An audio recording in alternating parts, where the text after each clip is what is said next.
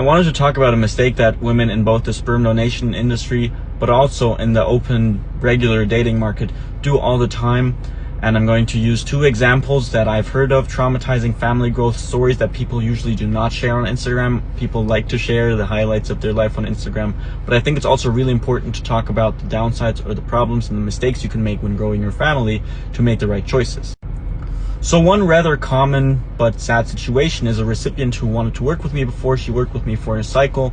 Now she's logistically far away, but since she's met me and talked to me and had a good time getting to know me, she decided she really wanted a father for her child. However, she is 40 years old, so she should choose the best and healthiest donor to even have a child, but she wants to make that choice first.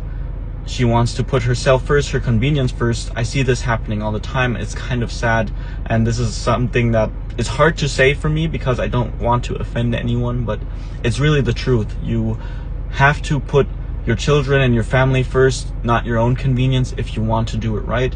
Now, I would get why people want a healthy father for their child, but in some situations, if you, let's say, are 40 years old and your boyfriend, partner broke up with you, doesn't want to have children with you, whatever, in a situation like that, you will want to find the healthiest donor you can. Now, another situation that I ran into is I have a friend who wanted to have a child with a woman, but she wanted more commitment and more investment on his end. He's a really healthy guy, but he couldn't give her everything that she wanted of him, all the time investment and all the effort, and also exclusivity. He couldn't offer that to her. So she decided to choose someone who's rather unhealthy, who has hormonal imbalance, testosterone issues, not a very healthy looking guy, probably a lot of normal toxins, and then she ended up having a child with mild or regular Down syndrome. So of course this can happen even with a super healthy donor, but I see this a lot, women choosing a partner based on their convenience and not what's healthiest for the child. My advice, even though it might sound unconventional or even controversial, is if you find a healthy biological father for your child, he's available for contact for the child, he's healthy mentally and physically, his biomarkers look good, then snatch him, get that boy, get that man, have a child with him if you want to have a child.